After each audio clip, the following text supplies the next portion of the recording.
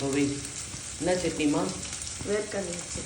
வேர்க்கடலை chutney and dosa for breakfast. Breakfast lunch எல்லாம் ஒன்றா சேர. டின்னரு இந்த பக்கம், இது பிரேக்ஃபாஸ்ட்டு, இது வந்து டின்னருக்கு ஒரு கிரேவி, பன்னீர் கிரேவி இப்பே செஞ்சுடுவான். சப்பாத்தி மட்டும் நைட் வந்து செய்வான். இது வந்து லஞ்சுக்கு 3 ஸ்டவ்வில் 3 டைம் புரியது நடக்குது. இது ஒரு கலக்கி விட.